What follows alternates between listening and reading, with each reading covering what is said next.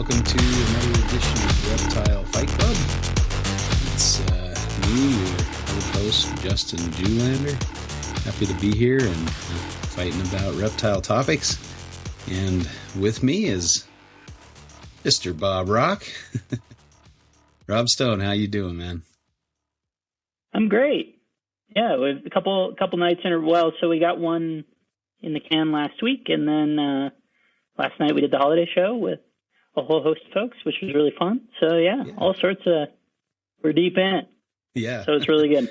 Yeah, 2 nights in a row recording. So that's it was fun though. The holiday show was a great time with all the guys there, and so if you haven't checked that out, take a look on YouTube. That was a live show, so you can see our radio faces, and but yeah, that was a good time last night.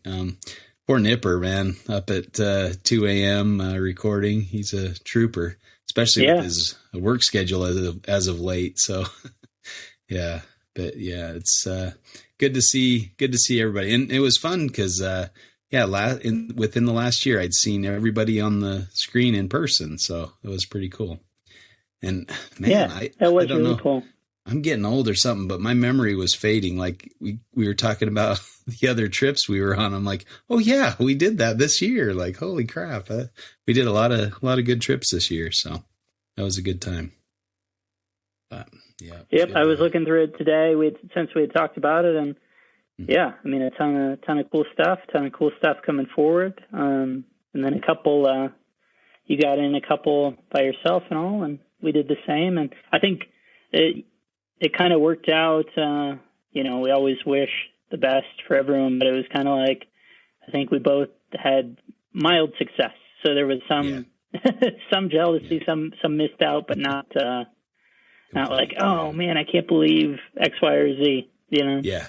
I knocked it out of the park. I found everything I was looking for, so now I don't need to go back. It's like, oh man. Yeah. Yeah, exactly. I mean, you do hope for the best for your friends to find, what they're looking for and things. So, I was really 100%. sad to hear you guys found a diamondback that had just gotten hit. That's a heartbreaker, especially if that's kind of that was probably top of the list or at least high up on the list to find in Florida. So it's kind of a bummer. It was definitely the basis for going. There were other things that were certainly of interest, but there's no disputing that. Yeah, that's what we were trying to go for, and to see it on the first day within a couple hours, and not what we're looking for. And by the same token, I don't know that I'm gonna get out to the Gamma Ranges to look for carpets, especially if your birthday thing isn't happening there. So there's no, I would have loved, to see that photo, because I don't. There's no worry there of like, I got to go to Australia a whole host of times before that would be a priority for me. So yeah, and it is it was a bit of hard herping, like, and maybe it was just the timing and kind of the colder than normal weather that they were having at the time. Because Luke did talk about his trip and finding all the gecko species we were looking for. So at least it was warmer a few weeks later, right. I don't know. It's pretty remote when you get further up into the Gammons, but some of the areas down south in the Flinders were pretty accessible and not too bad. And I really enjoyed searching in those areas. Those canyons were fantastic. So despite not finding a carpet, I really enjoyed the canyons and scenery and whatever wildlife we were able to see. So yeah, I can see myself going back there again. It was a really cool area and lots of good potential. I need to get back there just to, try to get some more of the targets that I was looking for, especially those geckos. They should be pretty easy as long as it's right. warm, yeah. What do you do? That's the reason we keep going back, I guess. Right, for sure. And that's sort of every place. And even if you find them, there might be a secondary target that you didn't find, or even just saying, hey, maybe I didn't get the photos that I liked that much, even with the Oampelli and stuff, it's like, well, maybe we'll push our luck and try and find one that's easier to take even better photographs of and stuff like that. The thing that jumped out to me from what you said, I feel like mid to end of October is really good up on the top end, but I think now we've been a couple times, and at that sort of time frame. And I think probably that far south, you'd want to be a month or so later, you know. That's true. And I had considered that, but I'm like, well, you know, I know people in the area. Your circumstance. It was just a convenient way to do it. And I mean, it was a great time of year for shingleback skinks, you know, and who doesn't love to see those? And so that's awesome. I still haven't seen one. I'm super jealous. If that's that's all we saw, it would be still a pretty awesome trip, you know, just because they're such iconic lizards and just fun to see. But I mean, to people over there, the blotched blue tongue, yeah, all that stuff.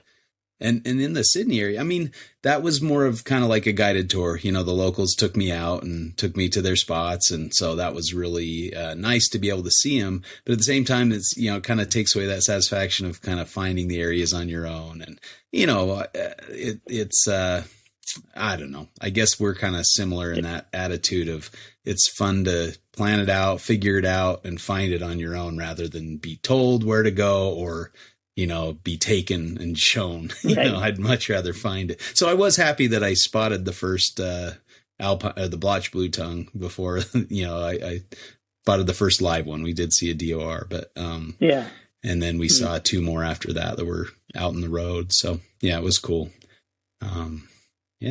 That is cool to see. Yeah, and Tahlequah are fairly difficult to predict. So, you know, I guess that time of year is about your best chance to see them. So, you know, it was a good time of year to see those. So, you know, and I guess that's kind of the give and take, you know, one time of year might not be great for everything. It might be great for your target or, you know, something else. But yeah, so I'm glad that they had time to take me up to the area, you know, and that I didn't have to rent a car. They were kind enough to drive me out there. But yeah, it was really cool hanging with Colin and Matt and some of the other guys that took us around. So really a fun time with those guys. It was a great trip, and I wouldn't mind going back to that area. You know, it was fun. And it was awesome. You know, and I mean, great to finally find a thick-tailed gecko too. That was a long time coming. I'd been in their range many times and missed out. So yeah. That's awesome. Yeah, I was going to say, you know, when you're speaking of timing too, right? The Utah trip that we had last year, I think it's really difficult especially in a wet year like that, to have the success in terms of the things that are requiring that moisture to be out at that time of year. And then obviously the concolor was shut down by those conditions, right? That level of moisture, they're just not going to leave the dens and stuff. So it was sort of an impossible task to split both those things, at least in the weather year. And I don't think we would have done nearly as well down in the St. George area if it had been either later or not such a wet year. Yeah. Yep. I mean, it's not necessarily a fast and firm rule. You know, sometimes you can. Yeah, I remember one time I was traveling through St. George, and I was messaging Chris and Aspen. I'm like, hey, I'm just passing through. If you guys want to go do a couple laps with me, you know, and they're like, oh, it's too hot. You're not going to see anything. And I saw like 4 gophers, a king, a cow king, and like there was a Great Basin rattlesnake, but it had been hit by a car. But, you know, it was like there were more snakes than I'd seen in a long time out there. And that's on that death stretch, you know, along the 91 or whatever. Out Beaver Dam Slope. So it was nice to see some live snakes kicking on that road. And during the day, you know, surprise. It was crazy. Just before dusk. So it was, it worked out. Yeah. Right. And it might not be what you would plan. That's, you know, and maybe this fits into both tonight's topic and other topics, well, generally that are in this space is just, well, if you're there, you might as well take a look, right? Yeah. Especially, you know, if you're not from there, right? Maybe if it's your native area, you can be more selective and try and pick optimal times and things. You have the ability to be more selective, right? But as I think we talked about last night, either before or during the show, is if you're planning something 6 months in advance, you want to try and at least, you know, have a plan to it and not deliberately go at a time that doesn't seem as ideal, even though that particular night might actually or afternoon or whatever might wind up being the best afternoon or night. But ideally, you put in the thought to have a good plan, try and maximize it. Yeah, for sure. And I mean, that'll come to play in our discussion a little later, but yeah. How's your season going? Are you pairing many animals this year? Nothing right now. As we talked about last night a little bit, I'm changing up some like caging for the rhino rats, and so I'm super excited about that project. But that'll keep me busy so I won't have them paired up until sort of the normative spring warm up time. Whereas you can keep them in pairs normally, and that actually works out pretty well. They are more like voids in terms of reproduction, so that they're not corn snakes where you can just have a singular male or ball pythons and try and run that singular male through a whole host of different females. With these, it seems they're more like boas that do best when it's a singular pair that are kept together and for longer periods of time. Okay. And do you run multiple males or just a single pair? That's the best. For those, for the most part, a singular male is fine. It's the Solomon, calling back right to the earlier Reptile Fight Club, mention that you had. It was the Solomon Island tree boas that I've seen the multiple males really be super useful.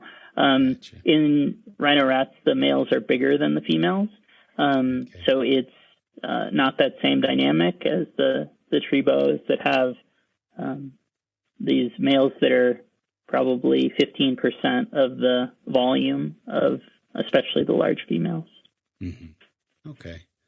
And they just don't have the energy capacity, right, to make it work. And given their natural history and observations, in captivity, they clearly don't fight, and it seems like it is sort of a team effort, and maybe the functionality of being paired as a group or exposed as a group, they do it for sufficiently long that there actually is some reproductive output from all of contribution from all of them. So it's not a deleterious strategy for a particular one to be amenable to sharing, basically. Yeah. Is it a resource thing, or, I mean, because they come from kind of a tropical setting, right? And Solomon Islands are equatorial for the most part. And so, a couple of small islands. It's not even, the sort of large island in the Solomon Islands, Santa Isabel, that's famous for the white ground boas, the white pulsini. They're further to the southeast from there, on just a handful of tiny islands. And then there's a different subspecies that's on Fiji and Vanuatu that gets the females get even larger than the female Solomon Island tree boas. But to your point, I think it's niche partitioning. There you go, Nipper. That in the wild, I think the males only get to the size where they eat skinks, lizards. But for the most part, I do think it's actually skinks that are there. Whereas the females obviously are born at a size where that's the suitable item that's available, but they will get to a size where they're eating mammals. And I don't know, I would guess that's mostly, or at least they're taking advantage of introduced stuff to the extent that happens. The really big ones could even eat a rat. They probably wouldn't eat for another 4 months, but they could take it for sure. Yeah. Okay. I mean, so I think that's it. Yeah. Yeah. Yeah. That's what I think of. You think about diamond pythons and Southwest carpets and, imbricata and all that kind of stuff. That's where they don't have male combat. It's, that niche partitioning or resource limitation that keeps the males from competing with the females for a resource, but also, requires the males to kind of help each other out when it comes time to breed, and that they don't fight each other, and the females welcome, multiple males usually. So it's neat to see those ties across the, species or genera or even families, that kind of shared strategy. Right. Across the world. Cool. Yeah. All these different habitats. Yeah. Right. Yeah. And even though it's like, the ones in Australia, it's usually because they come from colder habitats or, more temperate climates that don't allow maybe as long a growing season or things like that. So they kind of, they're spending more time focused on females. So they're not eating. So they stay smaller. Who knows which came first, the chicken or the egg, but that's kind of what we're looking at now. And yeah, it's just cool. I don't know. I geek out about the natural history of things. And I really, I know I kind of push this a lot on the show, but if you keep an animal, you should know what it does in the wild as best you can, for as much information as is out there. And there is some good information, obviously there's some misinformation, but it's really important, I think, to learn the natural history of the things you keep. Shout out to natural history. For sure. 100%. Anything else going on cool in the reptile world in your sphere? No, I think I'm ready to fight. Well, I want to hear what you have going because you have far more, a far broader world of possibilities. So I want to hear about that. And then once we go through that stuff, I'm ready to fight. All right. Yeah. I probably shouldn't be pairing up that much stuff because I have way too many animals. And so, but I've paired up a few inlands and, my jungle pair stays together year round. So they may go, I've paired up the blackheads, but I don't usually have that much success. So I'm not overloaded with black-headed pythons, but I do have 2 from last year that are going strong and doing well. They do have, kind of the messed up eyes I'm pretty sure from that temperature spike that I had early on, but the female blackhead looks like she's ovulated right now. So she's nice and swollen up. So could be looking at eggs in a couple months here. Give me another chance to try them out. But yeah, she's doing really well. I've got some womas paired up. Can't have too many womas, it seems, and they're looking good. I've seen a few of the pairs locked up, so hopefully that's productive. Pygmy pythons, some of the Antaresia. I paired up some spotted pythons, children's pythons. So we'll see what takes, but I'm not trying to overdo it. I've got way more pairs than I've put together. But I probably need to start thinking about further refinement and, pairing up some of my holdbacks because I've just been pairing up some of the older pairs that I have, but I need to start pairing up the next generation. I kind of raise some up a little slower and I'm not in a big hurry to breed them, that kind of thing. So, but I was looking at a few and I'm like, oh, they're plenty big to breed and they're plenty old to breed as well. So, yeah, we'll see how next year goes. I need to put a little more forethought into it, but one of the big plans is get more caging, get more large caging for some of the pythons, and increase their cage sizes. So, and have some more features. I don't know, like some, different height areas and, branches and stuff like that. So always hoping to make it better, but I think for Christmas, I'm going to get a Milwaukee Brad gun, the battery powered, so I don't have to have a compressor attached with staple guns that I've had in the past. You have the compressor on and the hose, and it's kind of a pain. But so I'm looking forward to trying out the battery powered, and that's the present my parents are giving me. So at least partially, so awesome. That'll be fun to play with. Go Milwaukee. I really that'll be enjoy super the cool. cordless tools. Yeah. So 100%. Probably more than I should be pairing, but we'll see what happens. I'm hoping for the Agurnia to produce as well. They have such small litters, 2 or 3, so shouldn't run me out of house and home. Overwhelming. Yeah. And it's been a couple of years, right, since you. It was a handful of years ago that you got all of the Antaresia forms that you had produced all in the same year. But it's been a couple of years since that happened, right? I missed out last year on spotteds, the year before on children's, and the year before that on pygmies. So it's kind of like, yeah, I've just missed one or another. So we'll see if I hit all 4 this year again. We'll see what happens. But yeah, I finally one of my, I think it's my oldest snake that I had finally passed away. It was a children's python, and she was 25 years old. So, she'd seen better days and had some a couple rough years, but she was still hanging in there and kicking. But yeah, I lost her this year, so that was kind of a bummer. I bought her directly from the Barkers back in 1999, and that pair had hatched in 1998. So the male passed away last year, and then she passed away this year. So, yep, kind of a end of an era, I guess, for my first children's pythons. But yeah, most of the children's pythons I work with have descended from that pair, so it's kind of sad to lose that pair. But they had a right, and run. That is a pretty good run. And the funny bit about that, right, it would be from that pair that we would have met in 2004 for me to get a pair of children's pythons from you. That's right. Right, when we met up in Wyoming. Yep. Yeah, I still remember that. We were on our way to my sister's, I think, maybe it was South Dakota, because that was a while ago, right? Yeah. Yeah, it would be fall 04. Yeah, fall, or maybe fall into winter. It was snowing, I think, a little bit, not too bad.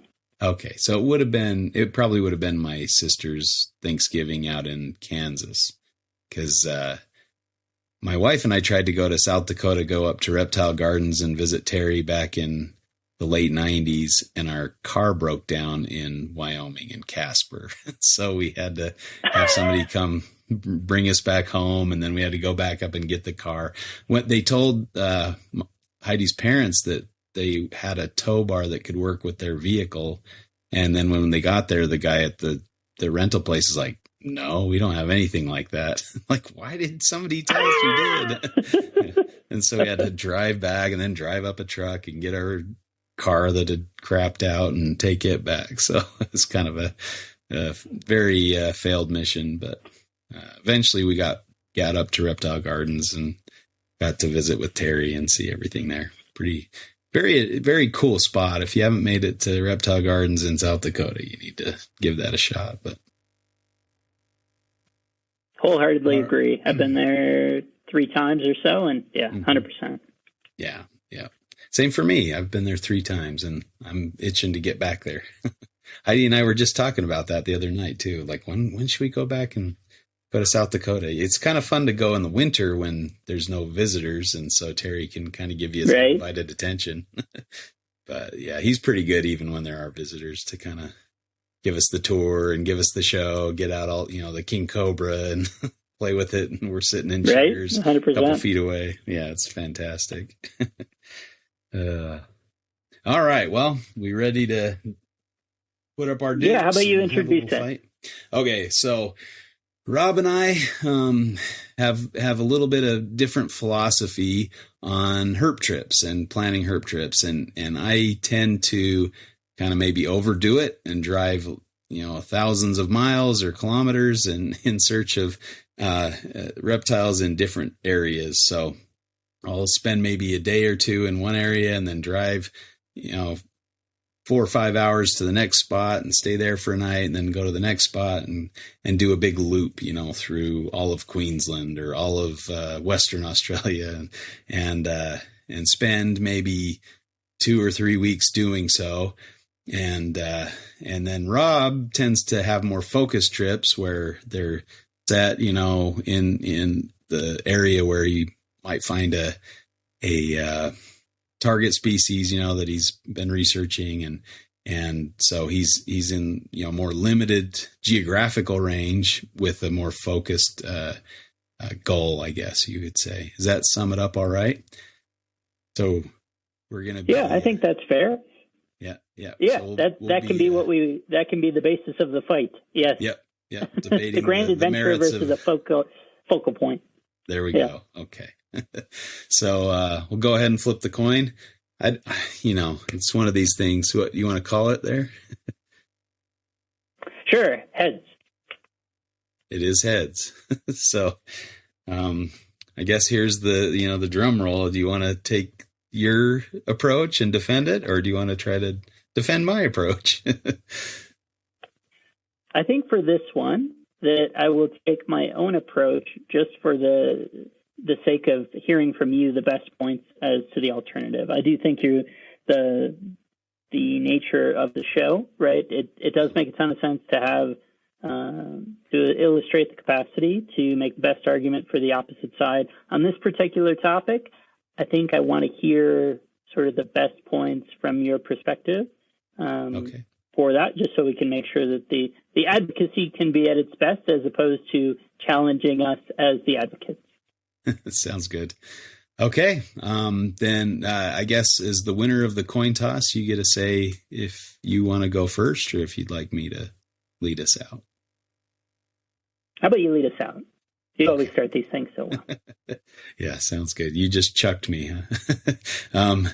All right. So I don't know. I guess I think the main reason that I take these big long trips probably stems back to my original trips in Australia, where I'm not able to get over there as much, obviously as much as I'd want to, but also, I figure if I'm going to fly over there and spend 3 hours on a plane, I want to, see as much as I can in that time. And so that's kind of what's maybe driven that, in my mind is like, oh, I can find this here. Oh, wait, if I just drive a couple more hours north, I can find this. And oh, wait, look, a few more miles above that and I can find this or few hundred more miles I can find this. So it just kind of blossoms from maybe more humble beginnings and it spreads out, like when I went to Central Australia, it's like you're in Alice Springs, you got to go see Ayers Rock, Uluru, you can't not go see that. And so part of it's scenery as well. I do want to hit some of the kind of touristy spots like Uluru or Kings Canyon, Watarka, that kind of stuff. So, if you're in but man, it takes a long time to get to Uluru from Alice Springs. It seemed like it took quite a drive. So, I kind of like driving too. So it's not too, intimidating for me to be able to do that. And then, well, I'll save that point for later. So I think, just the fact that you can see a lot more of the area you're in, you can make the most of your trip. That's, I guess, why I would say that I really enjoy those long road trips rather than a more focused approach. Yeah, 100%. I think the sticking within that framework, it actually sort of the reason that I've come to like the approach that I have does go back to the first couple of trips that I took, where our available time frame is just inherently more limited. So that I think it actually makes a lot of sense if you're talking about something, I'm going to be there for 2 or 3 weeks. That's just a wholly different deal than saying we'll be there for in country for, I think on the first trip, we were in country across 2 places, a total of 5 nights. Much to your mortification there. Yeah. I'm like, you three nights on a plane and I think it was 5. Wow. Yeah. I think it was 5. Yeah. And so, obviously the overall, if you're setting the metes and bounds of the trip, the capacity to be there 3 times as long, yeah, it makes a ton more sense to add some variance to that. Just with all of our, meaning, within the core group, right, of folks who have gone at this point, not being teachers, so that we have sort of a down season in the summer, right? And I know that's not always the case or whatever, but with a pretty finite, particularly Keith and Eric, it seems like their PTO FTO is pretty limited. So just it's almost a question of like, well, I know with Keith's thing, like half to 2/3 of it, he is automatically already pre-planned away, meaning with family trips and obligations and stuff like that. So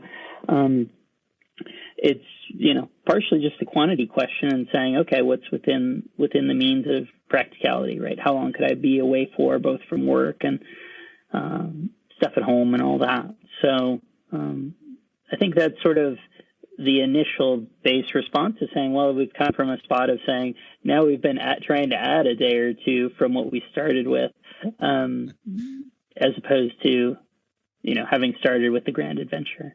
But I certainly understand it. I mean, heck, I love reading on your site you don't do them so much anymore, but the old, very detailed trip dialogues and things. And I understand why you don't, because that must have been a ton of work. Yeah.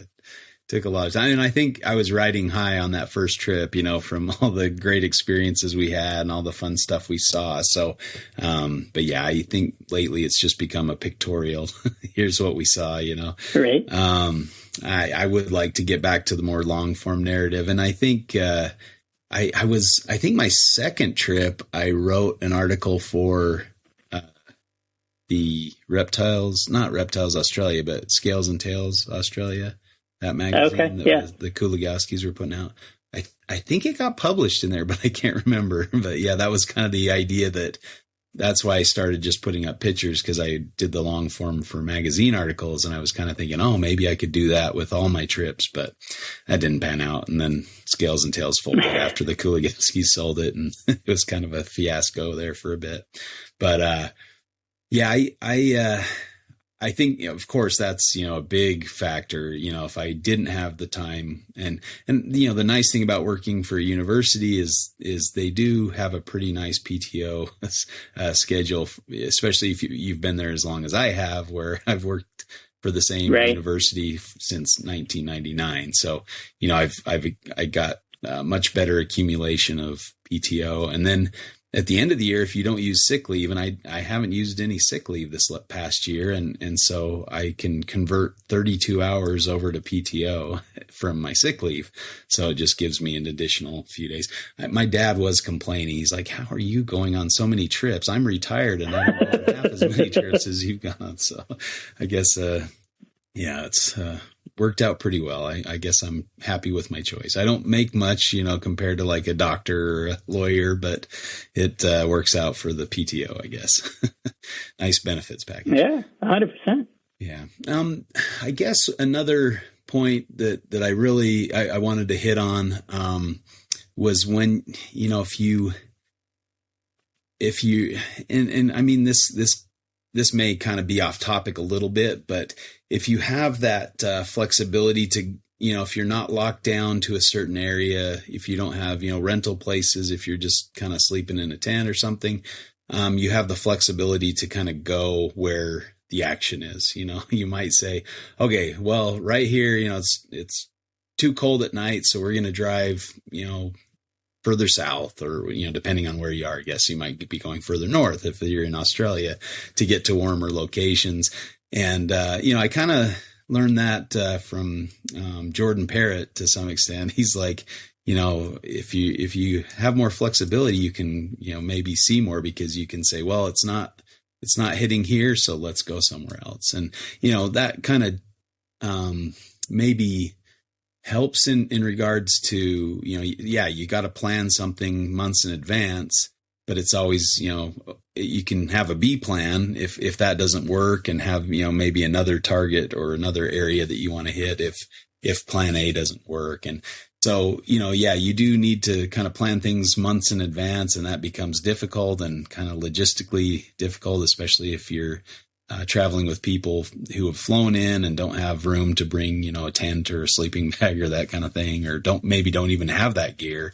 And so I get it. If you're planning a trip for a group, it tends to add some logistical constraints, I guess you could say. But having that flexibility to say, I'm going to go try plan B because plan A isn't panning out is also a helpful tool. But so, I thought I'd throw that in there. Yeah, and I think that's, certainly that's fair. I think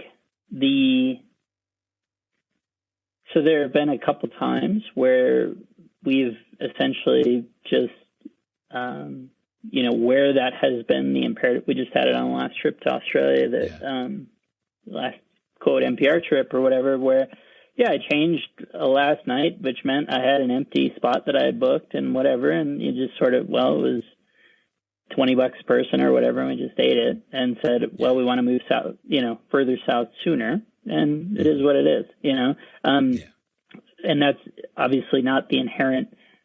There's a clear downside to that, right? When there is a plan, as opposed to sort of what you're describing, where it's inherently nomadic with maybe the possibility to be more stationary. But I don't know. I think certainly it's a point that I've heard before, is like, okay, to what extent are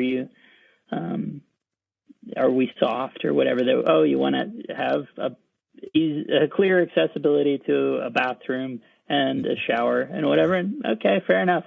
I'm willing to take that and just say, like, sure, I like to be able to do that when it's feasible and possible, right? If you're in the bottom of the Grand Canyon, there's obviously more limitations, right? And I'm not going to say, okay, well, we got to plan on doing this impossible thing to facilitate that. There's just a night or two that are out of pocket, and it is what it is when that's necessary. But when it's not necessary and we can plan something that seems to make sense months away, I'm happy to do that. And even if that means, the credibility takes a hit or whatever, because I'm unwilling to, or less interested, not unwilling, but less interested in sleeping, sitting up in a car with 5 other people or whatever, that's fine. My pride can withstand that.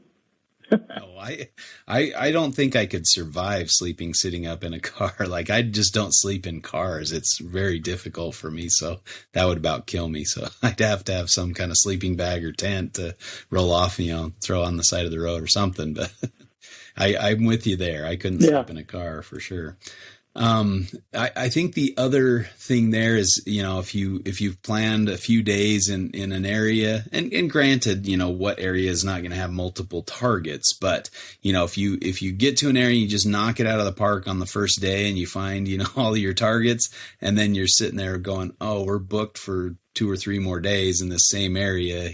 We just found everything. And, I've got other targets, other locations that I'd also like to maybe go spend some time there. But now I have to drive a few hours to get there and drive back a few hours to get back to the rental place. That kind of can be a little tedious too. So, without that flexibility, or if you're tied to a certain spot, it does. And it, even if you are kind of have a central location, that does require a lot more driving and a lot more tired time on the road, but you can make the best of it. But that's obviously kind of a potential downside to more driving. Yeah, for sure. Equals less herping in some instances. I mean, obviously you can road cruise, but when you're traveling on main thoroughfares, you're not going to see as much usually. Yeah. For sure. I think that's totally fair. I mean, that's exactly the instance that we just had in Australia that you're describing there, where it was like, oh, actually, in this area, we knocked it out of the park with coastal carpets on that sort of either maybe the first night in that area or the second of 3, however it was. And I had already sort of pre-planned to move further south, but I mean, that was exactly what you just described. And the answer was, well, I just had to eat it, but I was willing to. So maybe that's the thing. If you're going to take the approach that I do, then you need to just have the capacity and willingness to be like, I've made this plan so that there isn't the absence of a plan. I know on our first trip to Australia, the clear feedback that I had gotten was like, well, I never want to be sitting there saying, what are we going to do? I wanted to have it be, I have a laundry list of options. My recommendation or my choice would be either option A or option B, but I have through option E of what we can do, and that can include saying, hey, we're audibling completely, and I know that there's going to be a pecuniary cost associated with making this choice, but that's fine. We're, you only live once and you're in Australia, like, okay, it is what it is. Or even if we're just on one of, a domestic trip, right? And just be saying like, okay, we've actually really seen what we want to see here, but, if we go further west, then there's the capacity to add tiger rattlesnake, the Senecolus, whatever it might be in a better context. Heck, if we were situated in that way on Saturday mid-afternoon, and we weren't, we were staying in that spot through the 24 hours from then, whatever, like, that's fine. I just move on, and it's not, that's, to me, that's great. That means it went great. So I'm actually happy for it. And just like, sure. Okay, we have that much more time to try and do the other thing that I wanted to do. So there's an obvious downside, right? In terms of changing plan, there's some transiency to that. And there certainly is a cost associated with doing that, but I would actually love that because it would mean that things are going awesome. Yeah, for sure. And I mean, I've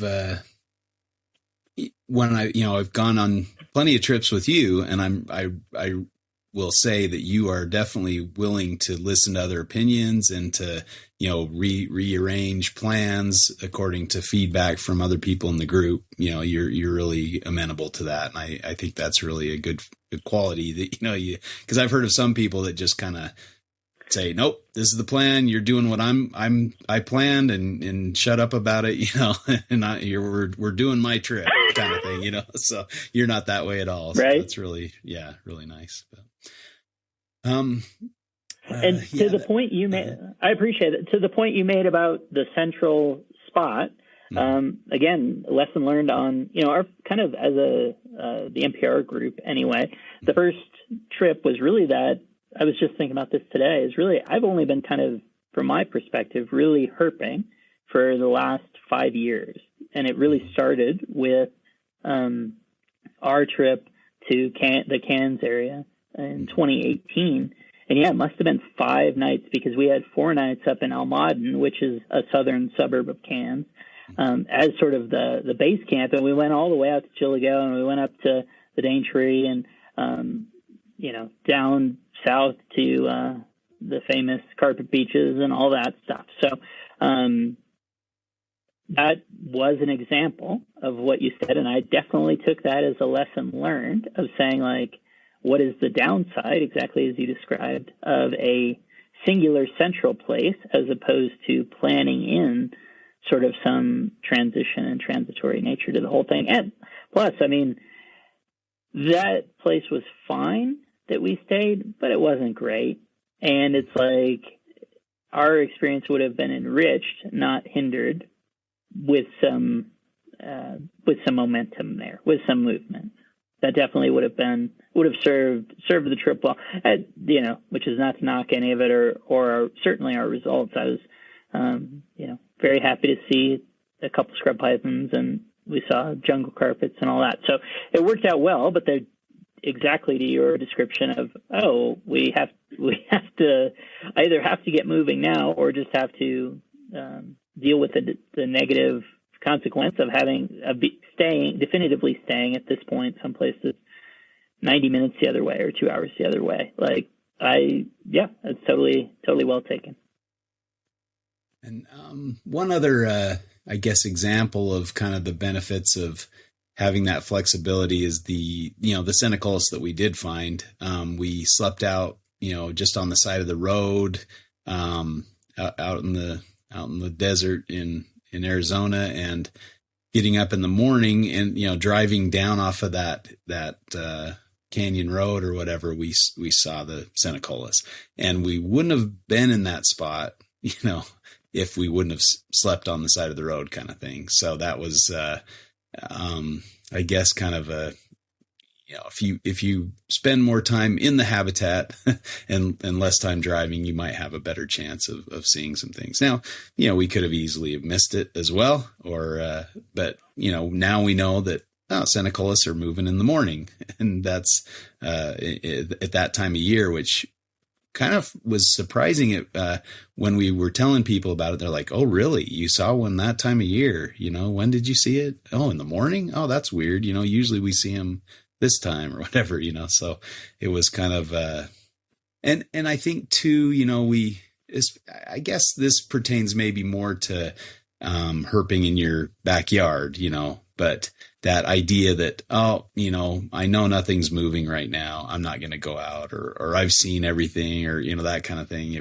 If you're, or no, maybe, I guess not necessarily I've seen everything, but if you have a target and you say, oh, I'm only going to look for this target in May because that's when they're most likely to be found, you might miss learning something about that species. Maybe they are very active at another time of year, but it's just kind of that doctrine that, oh, they're only available, they're only on the move in May. And so I think that's the best opportunity, if it's close by to where you live, that you can get out more often and kind of maybe work out some things that people don't know about that species. And I think we've done that on a trip or two where, we haven't gone during the peak of the monsoon season, but we've still seen plenty of our targets and found pretty much, what we have been looking for down there. So. Yeah, 100%. I mean, so, this is how you win these arguments, is that you bring up so many different points that I want to address that then I forget to address them. But yes, so I will start at the end and then work backwards to the extent that I can remember. But yeah, I'm a huge fan of shoulder season. I'm a huge fan of sort of counter public opinion, right? Contrary public opinion of saying like, oh, you can only find them at X time. For the most part, I mean, and you've seen it both where it's worked out for us and where it hasn't, of saying like, I love shoulder seasons, and saying like, oh, everyone says that it has to be this, but that there's not a clear ecological indicator that would cause that limitation, then I'm dubious, right? It just says, to me, it aligns with the public expectation is a self-fulfilling prophecy. So how everyone goes to West Texas at this time, and this is the time that it works, or in Arizona, this is the time. Obviously, we've proven that isn't inherently the only time that it can happen, right? But at the same time, it's probably not totally baseless, particularly if you're talking about looking in the Chiricahuas and stuff like that. Like there's a front end or Utah or Colorado. Yeah. There's a front end and a back end where it just goes, yeah, I probably wouldn't go looking in general. If I'm planning it 6 months in advance, I wouldn't plan to go to Colorado to herp at Thanksgiving. Like the weather could be fine, and given sort of the native what our climatic conditions are like generally, it's actually entirely possible you might see stuff if the weather turns out for you and whatever. That might work, but that's fundamentally there are some questions to your methodology, unless heck, you had to be there for a conference on X date, so you were going to be there. And the question, to your point, was, am I going to go out or not? Because I've presumed that presuming that you won't have success. Yeah, nothing's more self-defeating than that, for sure. Yeah. Totally agree. I will say so a couple components there was, in terms of the Senecolis thing, I'm totally fine if kind of in either instance of saying that we've pre-planned to, as I say, stay in the car, folks who can bring a bag, have one, and what, circumstance dictates, but that can be fine if that's the plan, and I'll just plan it in. And then alternatively, it could be, well, our plan is to go here, but let's do this thing instead because the situation's calling to us.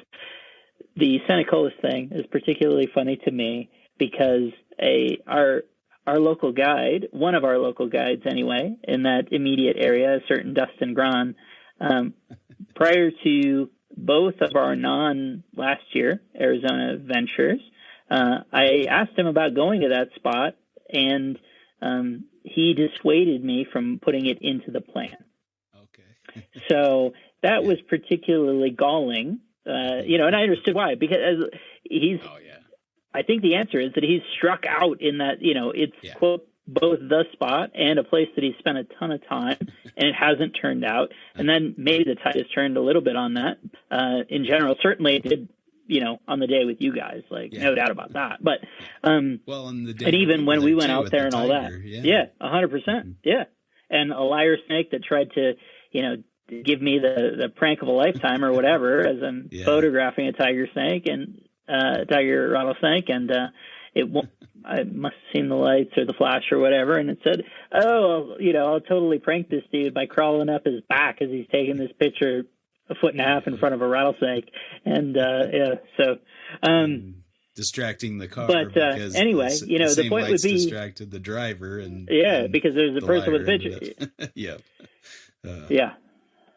Yeah. Just it could only it would sound fake, right? If we talked about it, right? It's like, oh, that couldn't have happened. Oh, it did. Okay, truth stranger than fiction. But that was kind of the funny bit to me of you guys having that success in that particular place. Is there's no doubt I was aware of that place, but I took advice that it's a waste of time. We don't want to do that. So. Fair enough. We'll just have to try again and whatever. But I guess. Yeah, if you'll remember, sorry, I just want to throw this in there while we're talking about that spot. If that's where I spent the night when I was waiting for you guys to fly in on our first trip to Arizona. Yeah. I was sleeping on that road and I cruised it several times and found one toad. It was like I could have said the same thing. This place is dead. I'm not coming back here. But since that time, we've found a Senecolis, we've found a tiger rattler, we've seen, lyre and all sorts of fun stuff. So, it just. Well, and you've just jumped into one of my principal points, my relative to my strategy. Thank you for that. Is that's exactly the reason that I, in general, beyond sort of the practicalities and the way I've come to this point, I like to give spots the opportunity to express themselves differently on different nights, right? I mean, obviously, if the initial expression is everything is out, everything has gone great, then I'm, into your camp, hey, maybe we need to be more itinerant. Maybe we should move on. Maybe we should do something different. Maybe we can mix in the grand adventure. But you could have that night, but maybe the next night is fantastic. Like, even we've had this where the conditions can seem the same, or the night where the conditions seem optimal, we see nothing. On the next night when it seems less optimal, we've had success.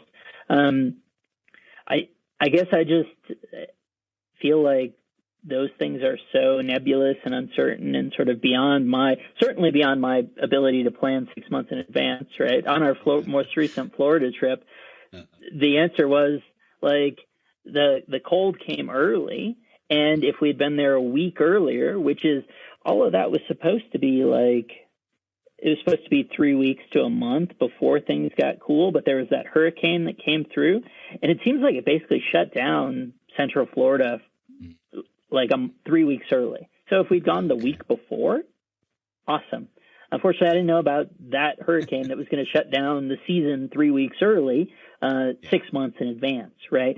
But in general, like things can, if we're on the grand adventure, and that doesn't have capacity of like, okay, well, we have flexibility, but sort of the ideation and when we have to be at the next place, be that a stay or you're going to meet up with a local buddy in an area, or worst of all, hey, my flight is there's an actual hard deadline to be, in this other place.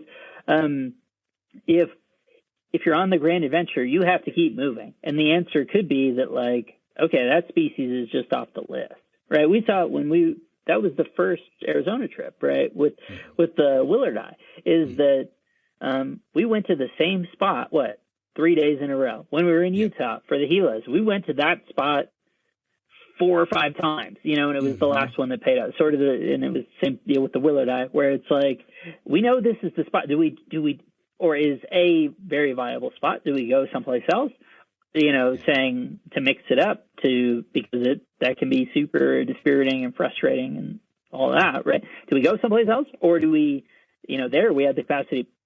This is the spot. It just hasn't worked. Let's do it again. Yeah. No, that's a great point, and I agree wholeheartedly that that one night in one place definitely tends to lower your chances of seeing the target. Now, if I can use that as an excuse to go back, you have more targets you could see. Yeah, sure, 100%. Yeah, 100%. And so, but I mean, I think, I do tend to stay in an area a little longer if there are important targets in that area, or, change the plans a little bit if, we did strike out, then say, hey, let's stay here, and move, out of this area after we give it another night or another try, and again, I guess that might not be feasible if you have a hard deadline, like, oh, we have a reservation at this place, tomorrow night, and so we can't stick around here. We got to keep driving, or we've got a boat tour in Cairns, that we're scheduled to do on this day, so we got to make it to Cairns by that day. So you do have to kind of rearrange things, and like you said, 6 months in advance makes that difficult. But if I really want to see species X, then I spend 2 or 3 nights in that area. Oh, and I did have a thought on, the same, you never know what conditions are going to make a place hop in a given night. You might think it's great and it turns out bust. But we went to Fog Dam when we were in the Northern Territory, and that was definitely a case of, we had a base camp and we were driving, in insane distances to get back to the Airbnb every night. It's like, what? Yeah. I mean, we went from Darwin to Kakadu and back within, 24 hours to make it to our Airbnb, and then spent a lot of time sleeping, the next day, because we drove pretty much through the night, and it was terrible, so that's not an advisable way to do things, travel so far afield when you have a base camp in Darwin. We should have just stayed around Darwin or made arrangements in Kakadu. But and in the yard of the Airbnb in Darwin, we found a Darwin carpet like the first night, and found like several frilled lizards running around it was really a cool spot. But we went to Fog Dam a couple times on that trip, and the conditions seemed the same for both nights. But one night we saw 0 water pythons, and the other night we saw like 7 or 8 water pythons. They were like you would expect them to be, all over the place in the area. So saw big ones, little ones, 1-eyed ones, 2-eyed ones. They were all over the place. So, but yeah, we couldn't figure out what the difference was between the 2 nights, but they knew, and they were out, and then same thing on the Doe Rat Road. We went and saw, an olive, a blackhead, several elapids, a couple night tigers, bunch of geckos, all sorts of stuff, a DOR frilly. That was kind of a bummer. And then we went again the next night and saw jack squat, except for maybe a couple geckos. And then the full moon came out, and we're like, okay, this is probably why, we're not seeing much. And then, the other night too, it was preceded by a bit of rain. And so that was like a good omen. We found a, yellow-throated monitor, Barichi, during the day while we were getting positioned to go herp there. So, it was having more nights, and, I guess that was part of that plan, is we did hit those spots a couple times. And so we did see the boon and bust of the same area. And I think when you guys went to Doe Rat Road, it was kind of a bust. You didn't see much on and we heralded it as a definitely. Great we place. saw a really nice night tiger. Yeah, but that was it. Yeah. That was basically it. And then there was a dead, a kangaroo that had been hit. It was just rotting. It had probably been hit a week before and was just rotting out. So that the whole thing was unpleasant. And we saw an echid, got up close to an echidna and stuff. So cool. It's a fun herp trip, right? Where there's always some positive to it or whatever. Sure. But yeah, I mean, I think we had 2 or 3 nights there, and all of them I would probably, certainly based on sort of the schema that you laid out, would be into the bust category. Yeah. And I mean, why is that? Who knows? Like, it's really hard to, predict when it's going to be off the hook. And actually, when we were on the road, we'd seen, the elapids and the kind of the smaller snakes and the night tigers and stuff. And then we had like a couple hours where there was nothing.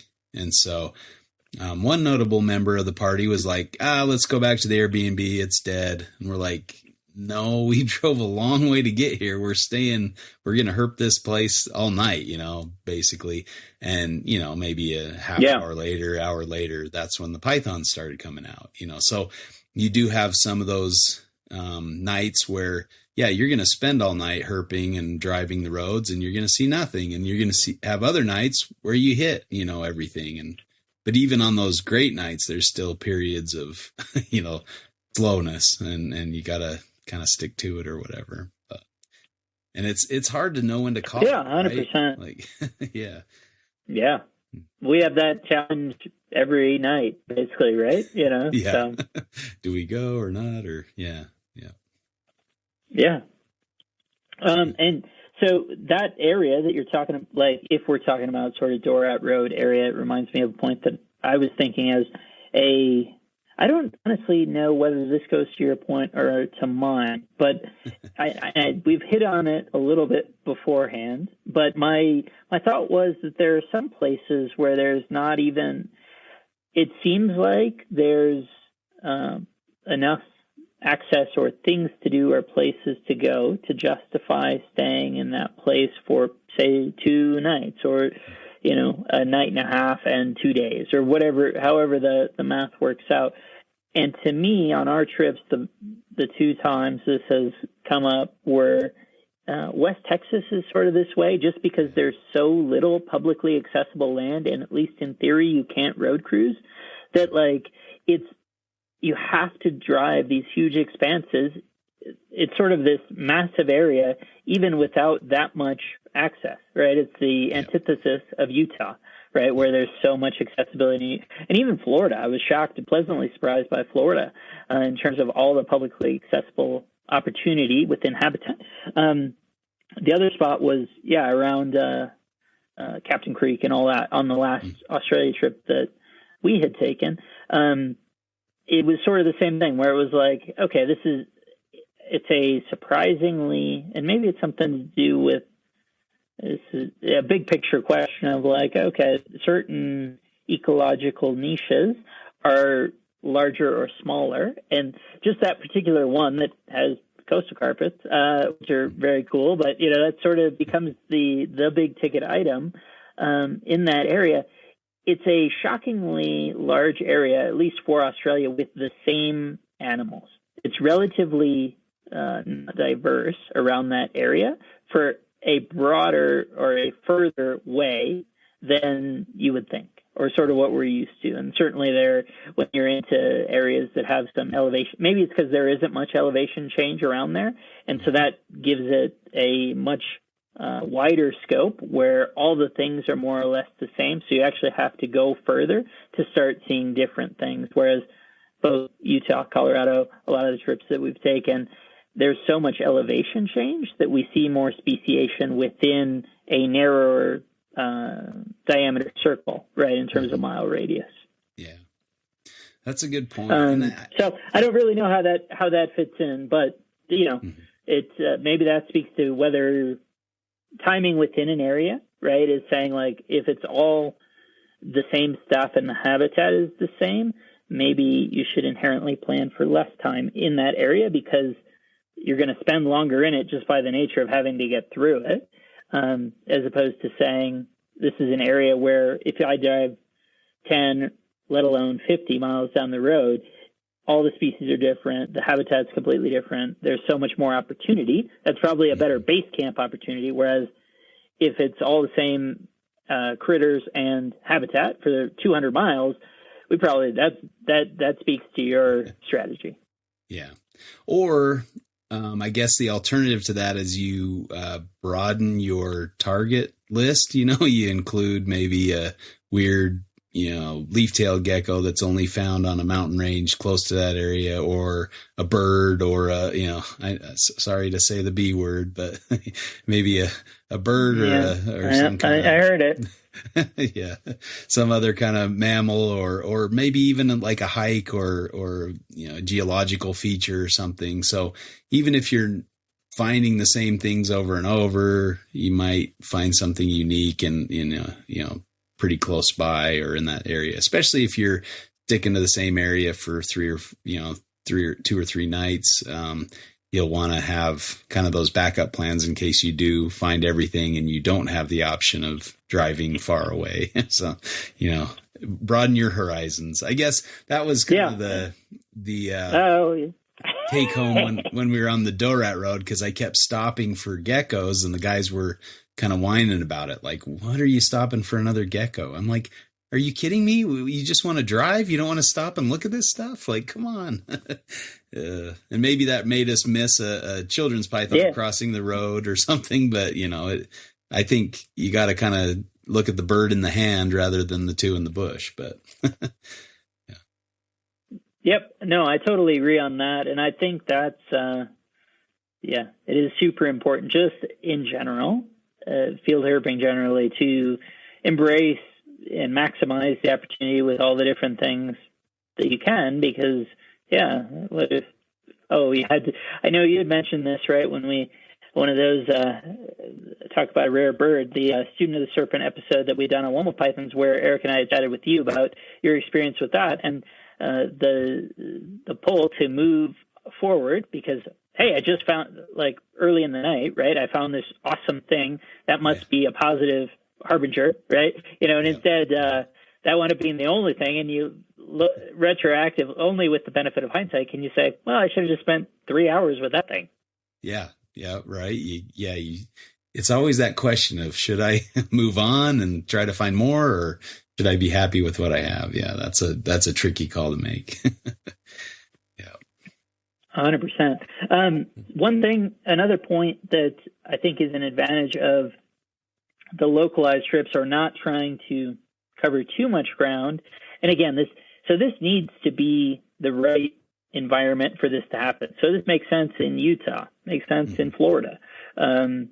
Doesn't necessarily make sense in West Texas. Is that if you're focused on an area, I feel like you can do both things. You mentioned, right? Essentially, if you go to Darwin, you have to go to Fog Dam. It's obligatory. If you went on a herp trip you flew into Darwin, you didn't go to Fog Dam, people would say, "What the heck are you doing?" That doesn't make any sense. So there's obligatory spots, and then so if you're transitory through that area, then if you're going to sort of follow that logic and do the obligated spot, then you don't really have time to go off the beaten track, try and find, actually the folks who live in Darwin, yes, the Fog Dam, blah, blah, blah, but the spot they won't tell you about is X, Y, or Z, right? That's, 2 miles away, and they prefer that nobody go there and all this sort of stuff. If you're on a focus trip, to me, you have a greater capacity to do both those things. You can go to Uluru. You can do the obligatory tourist thing. Seriously, you went to the Red Center and you didn't go to Uluru. What's wrong with you? Blah, blah, blah. But as you mentioned, that it's not like a hop, skip, and a jump. So, like, there's a commitment to that. And if you only have a short period of time there, the only thing that happens is, especially now that you can't, get on to Uluru, that it's like, you stood X distance away, you took some photos, and hopefully, we do see, I forget whose photos it was, but actually it was the Reptile Mountain, a local guy to me, had a video where on the road he saw a Moloch on the road to Uluru and all this stuff. And it's like, awesome. That's fantastic, but say it's not there for you on that day or whatever, and then it's just, to me, if you're in a focused area, you have a greater capacity to do, quote, what you need to do, and also explore some things that aren't what people would tell you to go do. So to me, that's sort of an advantage, is that you have the opportunity to do those things, as opposed to saying, I went to the Red Center and I didn't go to Uluru, or saying, I only went there and I didn't actually get sort of, into a creek bed in the McDonald Ranges or whatever. Mm-hmm. Yeah. And we went out there, my dad and I, when we went to Central Australia, and I was kind of shocked by the ticket price to get into Uluru. It was like $100 a person, or an extravagant amount in my opinion. It seemed like, whoa, I'm used to, American national parks, but maybe it wasn't that much, but it was like a lot for me at the time back in 2010 when I was kind of just starting out as a professor. And so, and then you were expected to leave the park. So, you know, we got there, we actually slept out along the way. And so we got to Uluru or the park in the morning. And then I was shocked by the lack of trails within that place. So you're spending $100 and there's a total of like 4 trails to go on. It's like, and then they expect you to get out of there within your 24 hours or whatever, and maybe pay and come back in for, if you want to go another day. We actually just kind of broke the rules and slept in the parking lot at Katajuda, the Olgas. And I guess we're lucky we didn't get booted, but kicked out of there. But we set up our tent in the parking lot. And it was raining, so maybe that's why the rangers weren't out checking, because they figured nobody would be that crazy. But so we got up early in the morning and did the hikes around Katajuda the next day. So we kind of, you know, milk the system a little bit, or whatever the saying goes. But, but you know, we got to see a little bit more and, you know, stay out there a little longer. But man, it was cool around that area. And, you know, there's some benefits there, and we only saw them DOR, but you can see Centralian and Western blue tongues in the same area there. Womas, you know, all sorts of good stuff out in, you know, by Ulara, out in that area. So it's a cool spot to hit, and I just felt like we had to do it, you know, and I don't know that we would have done it if our rental hadn't have had unlimited miles, because like the rentals place is like, no, you don't have unlimited miles, you have 100 Ks a day. And I'm like, holy crap, we can't, you know, it'd use up all our Ks to go that doesn't work back, and it just doesn't work. So luckily I showed them the rental agreement that said unlimited miles, and so they let us do it, and we put a lot of miles on that car. But but we were kind of in the same area for many days, you know. Once we got back to Alice Springs, we had 4 or 5 nights in Alice and the surrounding area, you know, the mountain range there, McDonald ranges, and kind of made our way to different canyons and stuff. But still missed out on a lot of cool stuff, but always a reason to go back, I guess. We did see some good stuff while we were there, but I need to get back there. Yeah, the Gillens. Oh, yeah. Right away, the Acanthurus. Yeah. Yeah. So, you know, there's definitely pluses and minuses. And, you know, I think that's been nice to herp with you, to kind of see the benefits of your method of trip planning, and also kind of see some of the things that I like about my method of herp trip planning. But I think as far as group settings go, yours takes the cake, because I mean, I guess it is fun to sit around like a campfire out in the wilderness, you know, in a tent or something, and just kind of end up where you end up looking at the stars, or it is nice to have a little shelter, and, you know, like, especially in the case of inclement weather, like the rains, when we're sitting watching, you know, Napoleon Dynamite with Nipper because we got rained out, you know, and we had a place to stay that night. Yeah. So that is a nice benefit of that. Yeah. And the only thing that I didn't say that I had intended to or thought as a point, and I don't even know that it goes to one side or the other, more so than just speaking to the process, and maybe folks who are listening can adapt it into their own process. And really, I think it's an amalgamation of both ours. It's saying that in general, I plan wide lens, and have sort of a big picture vision that's more in line with a trip that you would take. And then perpetually, as I evaluate and make choices, that lens shrinks. And that's, I think, important, and really shows the value of sort of the approach that you have, is saying, okay, if I'm going to this area generally, what's the broadest possible realistic universe of things I could find? Then let me kind of sort through that, both in terms of practicalities and priorities, and then work down to, okay, how would that actually fit into a realistic plan, and go for it. And that might be the grand tour, and that's the best answer. Or it could be, actually, we could base out of here and that is literally centrally located, gives us all the things that we want, is centrally located to all this different stuff, gives us access to a whole bunch of different things, not the downside of saying, okay, well, I'm overly stuck in a habitat that is all the same. And so to your point of the ability to move on, it's not only weather conditions, it's like, well, I'm just sort of done with this, be that done through success or done through failure. Sometimes, the ability to just move on is really important. Yeah.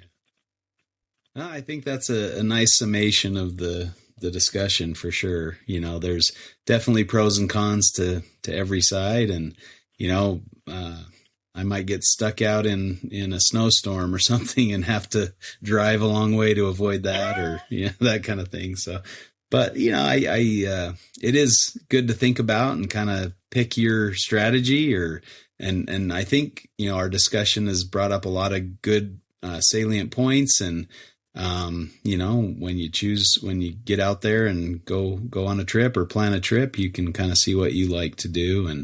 And hopefully our discussion will help you in that process. But, I think the bottom line is do your research, know what's in the area. Don't go to some island that, is the type locality for a really cool species and not know it, I would recommend broadening your horizons and appreciating the other things. Cause that's another, part of it is if you're not hitting on your target, if you have a lot of, different targets, you're going to be happy for the most part, if you miss out on a couple key ones. And I think that, definitely happened with South Australia. I could take comfort in seeing 40 shinglebacks, even though I didn't see a carpet and some cool knobtail geckos, but, that's the way it goes sometimes. And, you just roll with it and appreciate it as much as you can. Be it the company you're with or the other animals you get to see or just the beauty of being outside and being in nature.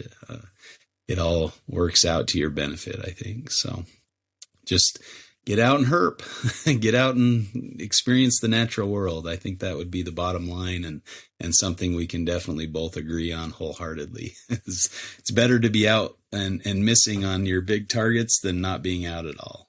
And either way, you're going to learn something either through the weather conditions or the things that your target are experiencing. Even if you don't get to see them, you can say, okay, well, maybe they don't need to be out in this kind of weather or this kind of circumstance. And you can still learn a lot of things, even if you don't see your targets. Anything else to add there? That's it. Yeah, the stat sig. All right. Well, yeah, that was a good topic. I like talking about that. And I think my upbringing, probably shapes that a lot. When I was young, my dad gave me the option. Do you want to go hunting during hunting season or do you want to go backpacking? And I chose backpacking. So I'm, got used to carrying my supplies on my back and my home and bed on my back. And so, that's not very foreign to me. And so I have all the supplies and all the, equipment and things. And so it's kind of second nature in a lot of ways. And just like running around on the rocks and climbing cliffs and things like that, it just, that's how I grew up. So it's kind of second nature to me. And so may seem strange and bizarre for somebody looking from the outside in, but to me, that's just the way it goes. So, but yeah, I think, regardless of your upbringing or how comfortable you are, there still is a lot of rewarding things to be found out in nature. I don't know, what trip are you looking forward to most in the coming year? Oh, I think that's, an impossible question, right? At this Any point, trip, I guess, right? 6 on the, 6 that I know of with the 7th hopeful and whatever. So there's something about each of them that I'm super excited about. But yeah, just getting to it, and getting back out there and doing it. And all of it, right? As you said, it's both the environment, just being in the space, and not only being in the space, but it's sort of your own space or your own headspace associated with doing it, saying, sort of carving away that time to be in what hopefully should be a really good sort of space of clarity and enjoyment. And that's why it is so important to be, as you say, to be able to appreciate, even if it's just context of the thing, of saying like, hey, I'm out of my normal routine, and that's has great value in itself. Yeah, sure. Well, yeah, I guess this is kind of a painful topic to bring up in the middle of winter, but who knows when you'll be listening to this. Maybe it's right in time to plan a great herp trip in the spring, but yeah, I'm just excited to get back out there. It's the winters seem uncomfortably long sometimes, but I guess that's what Australia is for. Go to Australia during the winters in the northern hemisphere or something, or somewhere else down the southern hemisphere when it's cold here. Well, yeah, great discussion. Thanks, man. Anything cool in the herpetological realm that you've seen in the last week or two? Yeah, I just became aware today that, and presumably it means that I missed it, or maybe it's because we've had so few. We don't have our weekly, necessarily stuck to the schedule weekly NPR updates or whatever. Or maybe you knew, and I didn't talk to him about it at Carpet Fest, but I didn't realize that Ryan had bred the lesser Sundus pythons this year, which are a snake that I love to hate. Yeah, I just saw it. I was like, and maybe I knew that, but hadn't fully appreciated it or whatever. But as an animal, that I think I've had them, and I know, if I'm recalling it correctly, when Ryan and I had talked about this 4 or 5 years ago, he was sort of similarly situated, although now he's had great success.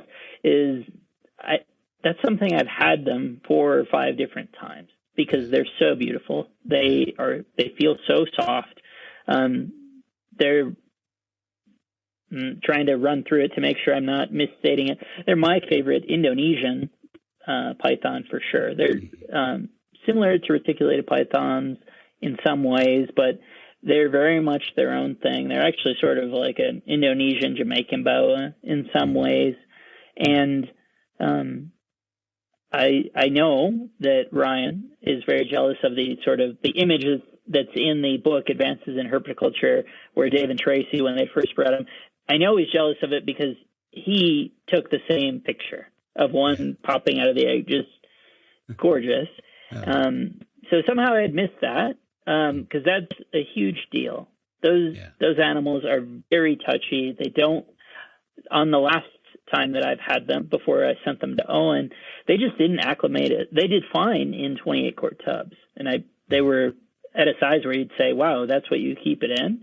And the answer was that they did really well in there. I tried to move them into cages, and they went off food. They hid for literally 5 weeks, even at night, with a red bulb coming in. They hid away. They're very almost unmatched in their capacity to not want to, both disturbance of routine and then unwillingness to show themselves, consistent fear and that sort of thing. So that's super impressive, and I'm really glad for him. So yeah, today I either learned about for the first time or took in and actualized for the first time that. So yeah, that's a hell of a thing. That's funny too, because I realized it today as well. I was scrolling through Facebook, and maybe I just haven't been on Facebook that often, but I saw it there. Yeah, me too. Right. Wow, cool! Congratulations. Yep, that's pretty neat. How about you? I haven't really. I've been focused on a couple projects I'm working on now, so I haven't been kind of going outside of that realm. But I'm learning a lot about local stuff lately, and so that's been exciting. It's getting me really pumped up for this coming spring when things warm up and I can go flip some rocks or something and look for some of these species that I haven't seen. I'm not sure if I saw a smooth green snake in Utah or not. I seem to have a memory of being young and seeing one in a tree, a smooth green, but it could have been a yellow-bellied racer, it could, which are more commonly encountered. But I remember being in the mountains with my dad on a trip and seeing a green snake, in the trees that got away from me and I lost it, but I remember seeing it. But, that could have been a dream. I could be having some weird mismemory or some false memory. But so that's what I want to find in the spring. I want to go see if I can try my luck in the mountain ranges. And there's some areas that look like they have higher number of records on INAT or whatever. So I'll go check out those areas, but I'm kind of excited for some of the locals. Awesome.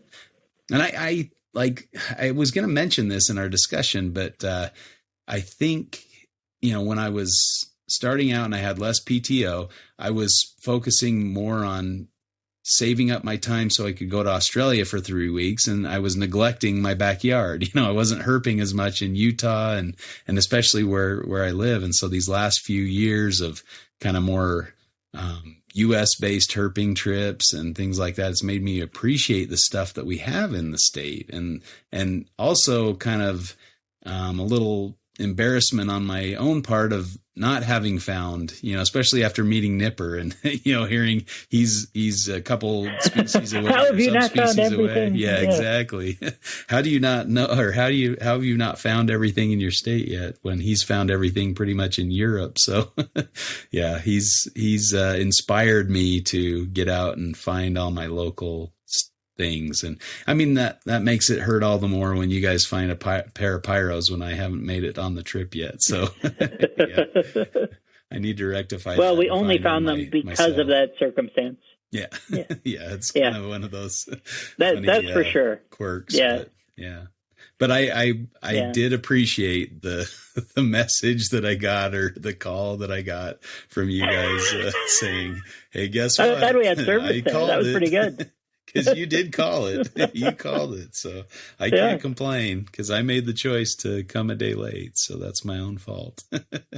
And maybe that's the reason you guys found it, right? If I wasn't, right. If I was I there, think that's the way to take it. Yeah. We wouldn't have found it.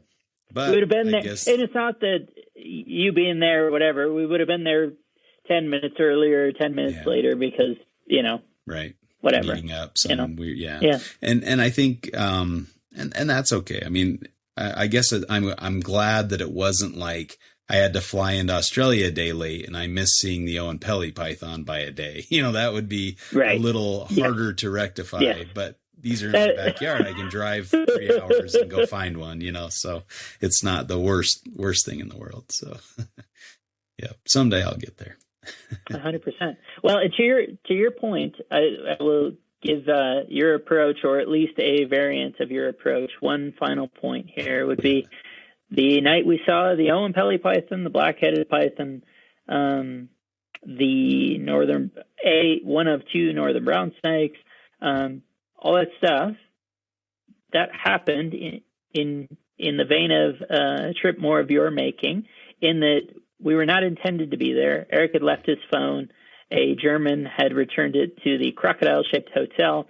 So we were there anyway. We were going to try and go in the morning. And I said, let's give it one more go. Let's give it 3 nights, which seems to be the magic number up in that spot. And, sure enough, it came off. But it wasn't to plan. To your point, I think we drove 9 or 10 hours that day based on sort of the route that we had going and getting back out there and all that stuff. And, you got to be adaptable, and that made a huge difference. Paid off. Yeah. Paid off. That's for sure. Well, my friend, it's been a good discussion, and we've put in about an hour and a half now. Not a record breaker, but it's a pretty long episode for Reptile Fight Club. So we had plenty to talk about, and I think we both feel passionate and are, can see the benefit of either side. So that was a great discussion. Appreciate it, and your preparation and the good points you brought up. So, all right. Well, if there's nothing else to touch on, I guess we'll say goodnight, and thanks again for listening to Reptile Fight Club, and we'll catch you again next time. Fight Club.